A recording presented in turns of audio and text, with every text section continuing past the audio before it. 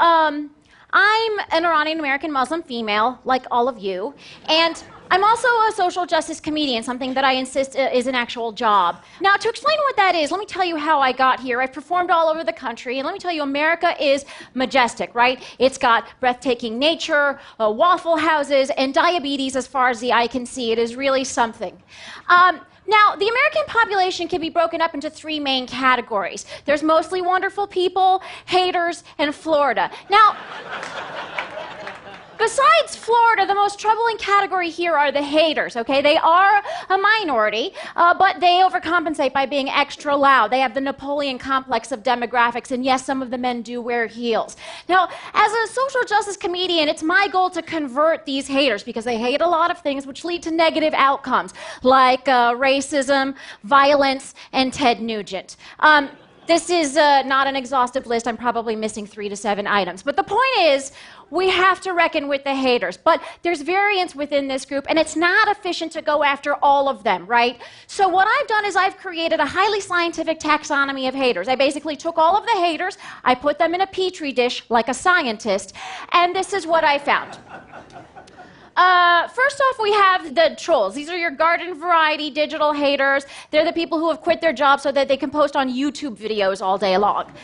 There's also the drive-by haters. Now, these people will be at a stoplight, they'll wait for the light to turn green, and when it does, they yell, "Go back to your own country." Now, back in the day, they would have actually gotten out of their cars and hated you to your face, but they just don't make them like they used to, which is another sign of the decline in America. Now, the next category is the mission-oriented bigot whose group affiliation gives them cover for hating hater. Now, these guys like to hate via a seemingly nice organization like a church or a nonprofit, and they oftentimes like to speak in an old-timey voice. But the group I'm most interested in is the swing hater. Now, the swing hater is sister to the swing voter, right? They just can't decide. They're like ideological sluts who move from hating to not hating, and they do it because they don't have enough information. And this is the group I like to target with social justice comedy.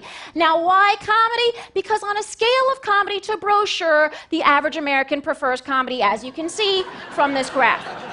Comedy is very popular. And by the way, this is a mathematically accurate graph generated from fake numbers. Now, the question is, why does social justice comedy work? Well, because first off, it makes you laugh, right? And when you're laughing, you enter into a state of openness. And in that moment of openness, a good social justice comedian can stick in a whole bunch of information, and if they're really skilled, a rectal exam. Now,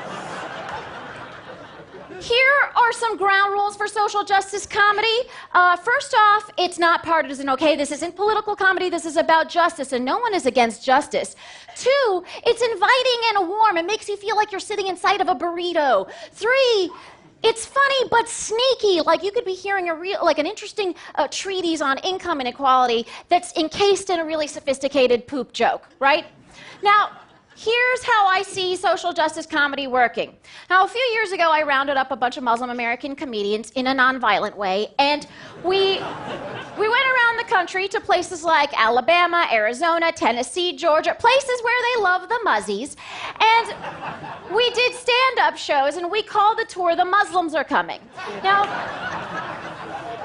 we turned this into a movie, and then after the movie came out, a known hate group spent $300,000 on an anti-Muslim poster campaign with the MTA, that's the New York City subway system.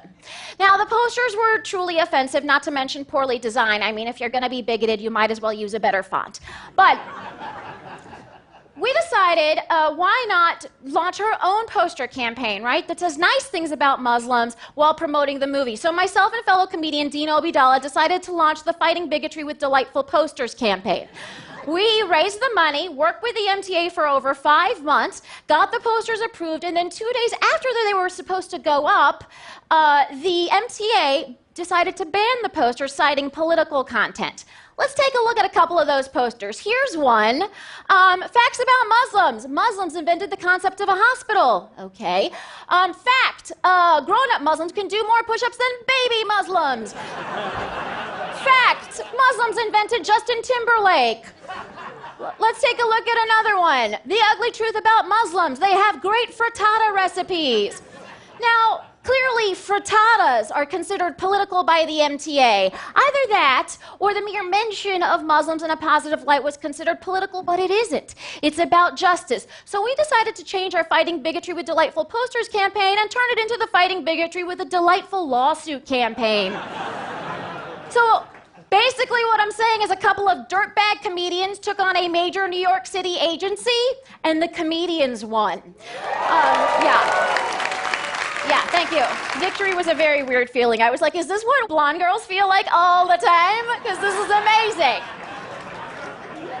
All right, here's another example.